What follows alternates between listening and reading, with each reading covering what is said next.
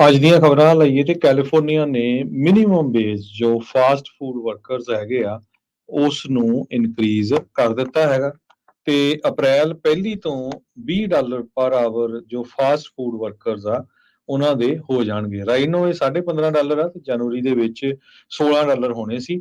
ਅਪ੍ਰੈਲ ਪਹਿਲੀ ਤੋਂ ਕਿਉਂਕਿ ਗਵਰਨਰ ਗੈਬਨ ਨਿਊਸਮ ਨੇ ਹੁਣ ਇਹ ਸਾਈਨ ਕਰ ਦਿੱਤਾ ਹੈਗਾ ਬਿੱਲ ਤੇ ਇਹ $20 ਮਿਨੀਮਮ ਵੇਜ ਹੋ ਜਾਊਗੇ। ਉਹ ਤੋਂ ਬਾਅਦ ਇੱਕ ਕੌਂਸਲ ਬਣਾਈ ਗਈ ਆ ਜਿਹੜੀ $1.5 ਪਰ ਸਾਲ ਦੇ ਹਿਸਾਬ ਨਾਲ ਹੋਰ ਇਨਕਰੀਜ਼ ਕਰ ਸਕਦੀ ਹੈਗੀ ਆ। ਸੋ ਜਿੰਨੇ ਵੀ ਫਾਸਟ ਫੂਡ ਰੈਸਟੋਰੈਂਟਸ ਆ ਜਿਨ੍ਹਾਂ ਦੀਆਂ ਘੱਟੋ ਘੱਟ 60 ਲੋਕੇਸ਼ਨ ਨੇਸ਼ਨ ਵਾਈਡ ਆ ਪੂਰੇ ਅਮਰੀਕਾ 'ਚ ਉਹਨਾਂ ਦੇ EMPLOYEES ਇਹਦੇ ਲਈ ਐਲੀਜੀਬਲ ਹੋਣਗੇ। ਤੇ ਜੋ ਯੂਨੀਅਨ ਵਰਕਰਸ ਹੈਗੇ ਆ ਉਹ ਕਹਿੰਦੇ when we fight we win. ਇੱਥੋਂ ਹੁਣ ਸਾਰਿਆਂ ਨੂੰ ਲੈਸਨ ਲਰਨ ਕਰਨਾ ਚਾਹੀਦਾ। ਜਦੋਂ ਤੁਸੀਂ ਕਹਿੰਦੇ ਫਾਈਟ ਕਰੋਗੇ ਤਦੇ ਜਿੱਤੋਗੇ, ਘਰ ਬੈਠਿਆਂ ਨੂੰ ਤੁਹਾਨੂੰ ਕਿਸੇ ਨੇ ਕੁਝ ਨਹੀਂ ਦੇਣਾ।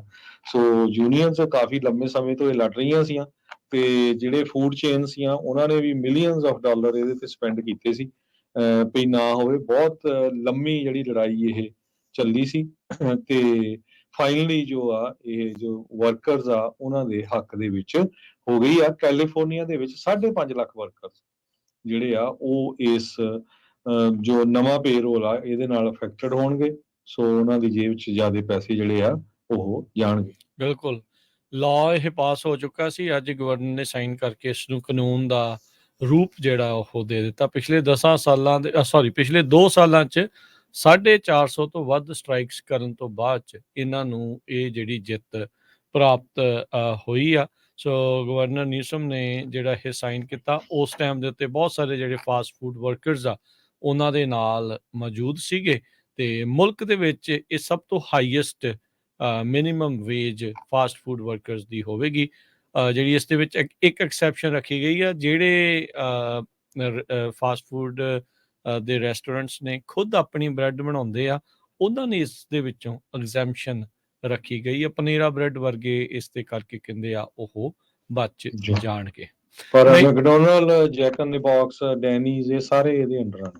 ਇੱਕ ਅਦਰਵਾਈਜ਼ ਜੇ ਬਿੱਲ ਪਾਸ ਨਾ ਹੁੰਦਾ ਤਾਂ 2024 ਦੇ ਬੈਲਟ ਦੇ ਵਿੱਚ ਵਰਕਰ ਵੇਜਿਸ ਨੂੰ ਲੈ ਕੇ ਇੱਕ ਰੈਫਰੈਂਡਮ ਕਰਾਇਆ ਜਾਣਾ ਸੀ, ਪ੍ਰੋਪੋਜੀਸ਼ਨ ਆ ਸਕਦੀ ਸੀ। ਨਾਲ ਹੀ ਹੁਣ ਕਹਿੰਦੇ ਵੀ ਇਸ ਇੰਡਸਟਰੀ ਨੇ ਇਸ ਦੇ ਬਾਬਤ ਜਿਹੜਾ ਰੈਫਰੈਂਡਮ ਸੀਗਾ ਉਸ ਨੂੰ ਪੁੱਲ ਕਰ ਲਿਆ ਹੈ। ਹੁਣ 2024 ਦੀ ਬੈਲਟ ਦੇ ਵਿੱਚ ਆਪਾਂ ਨੂੰ ਇਸ ਉੱਤੇ ਵੋਟ ਪਾਉਣ ਨੂੰ ਨਹੀਂ ਮਿਲੂਗੀ।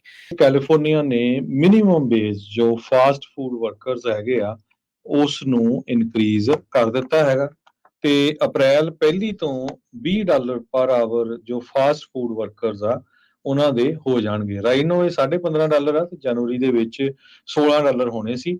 ਅਪ੍ਰੈਲ ਪਹਿਲੀ ਤੋਂ ਕਿਉਂਕਿ ਗਵਰਨਰ ਗੈਬਨ ਨਿਊਸਮ ਨੇ ਹੁਣ ਇਹ ਸਾਈਨ ਕਰ ਦਿੱਤਾ ਹੈਗਾ ਬਿੱਲ ਤੇ ਇਹ $20 ਮਿਨੀਮਮ ਵੇਜ ਹੋ ਜਾਊਗੇ। ਉਹ ਤੋਂ ਬਾਅਦ ਇੱਕ ਕੌਂਸਲ ਬਣਾਈ ਗਈ ਆ ਜਿਹੜੀ $1.5 ਪਰ ਸਾਲ ਦੇ ਹਿਸਾਬ ਨਾਲ ਹੋਰ ਇਨਕਰੀਜ਼ ਕਰ ਸਕਦੀ ਹੈਗੀ ਆ। ਸੋ ਜਿੰਨੇ ਵੀ ਫਾਸਟ ਫੂਡ ਰੈਸਟੋਰੈਂਟਸ ਆ ਜਿਨ੍ਹਾਂ ਦੀਆਂ ਘੱਟੋ ਘੱਟ 60 ਲੋਕੇਸ਼ਨ ਨੇਸ਼ਨ ਵਾਈਡ ਆ ਪੂਰੇ ਅਮਰੀਕਾ 'ਚ ਉਹਨਾਂ ਦੇ EMPLOYEES ਇਹਦੇ ਲਈ ਐਲੀਜੀਬਲ ਹੋਣਗੇ। ਤੇ ਜੋ ਯੂਨੀਅਨ ਵਰਕਰਸ ਹੈਗੇ ਆ ਉਹ ਕਹਿੰਦੇ when we fight we win. ਇੱਥੋਂ ਹੁਣ ਸਾਰਿਆਂ ਨੂੰ ਲੈਸਨ ਲਰਨ ਕਰਨਾ ਚਾਹੀਦਾ।